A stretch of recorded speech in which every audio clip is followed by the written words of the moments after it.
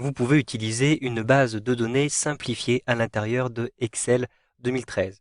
Lorsque je parle de base de données, il s'agit simplement d'un tableau complexe qui va croiser un grand nombre de données. Par exemple, ici, je vais avoir un tableau avec toutes mes commandes, mais en plus, je vais avoir toutes les informations concernant les clients, les références des commandes, et puis toute la procédure pour calculer le prix, et je vais retrouver même ici les adresses des clients et les catégories des produits. Donc c'est un tableau assez grand puisque je vais avoir, vous le voyez, un grand nombre de produits qui sont proposés, un grand nombre de commandes qui ont été effectuées. Je souhaite maintenant retrouver à l'intérieur de cette petite base de données un certain nombre d'informations et je souhaite calculer ces éléments. Par exemple, je souhaite retrouver la somme des commandes dans la période définie et j'ai défini cette période ici grâce à une petite plage de critères, donc entre le 4 avril 2012 et le 1er juin 2012. Le plus simple pour utiliser les formules de calcul dans une base de données, c'est de d'abord nommer votre base de données, puis de nommer votre plage de critères. Pour cela, rendez-vous dans Gestionnaire de noms et ensuite choisissez Nouveau pour créer une nouvelle plage de noms.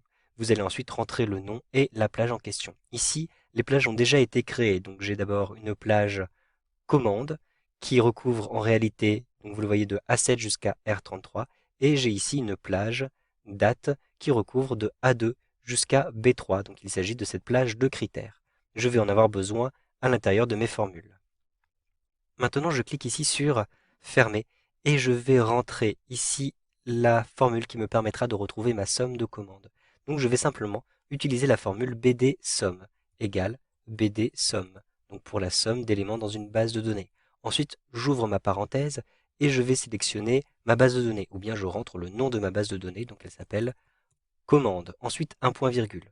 Je vais ensuite rentrer l'entête des valeurs qui seront utilisées pour le calcul. Donc il s'agit des valeurs qui se trouvent à cet endroit-ci. Donc je vais rentrer le nom de l'entête. Il s'agit de valeurs. Donc entre guillemets, valeurs comme ceci. Vérifiez que vous avez exactement la même orthographe ici entre guillemets et ici pour l'entête de votre colonne.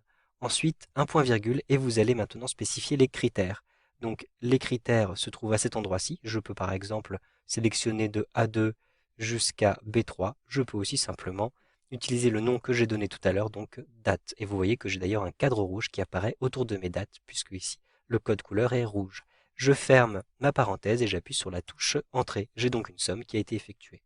Je souhaite maintenant effectuer une moyenne. Je vais rentrer égale BD moyenne comme ceci. Ensuite, j'ouvre ma parenthèse, je rentre le nom de ma base de données, donc commande, point virgule.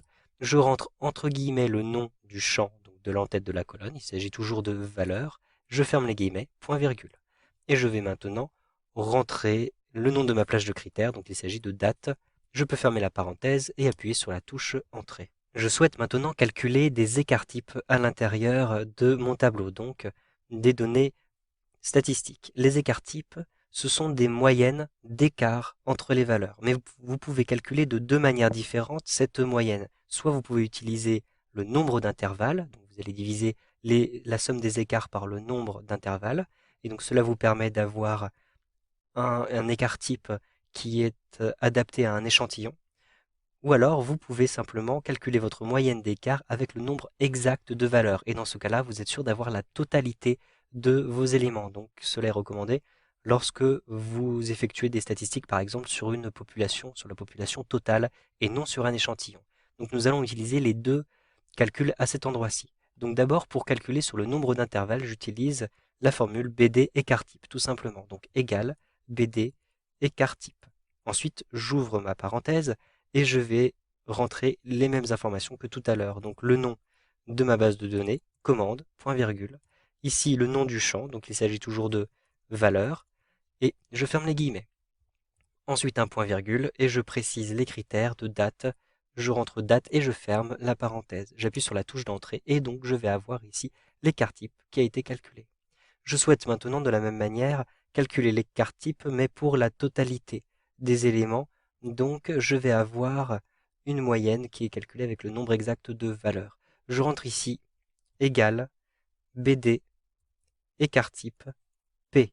Donc je rajoute un P simplement à cette formule et cela me permet de modifier un petit peu le calcul qui est effectué. Entre parenthèses, je rentre exactement les mêmes éléments, donc commande, entre guillemets, valeur et point virgule date. Je ferme ma parenthèse et j'appuie sur la touche entrée. J'ai donc, vous le voyez, un écart type qui est un tout petit peu différent par rapport à celui que j'avais calculé précédemment. Vous savez donc maintenant comment effectuer des calculs à partir d'une base de données simplifiée dans Excel 2013.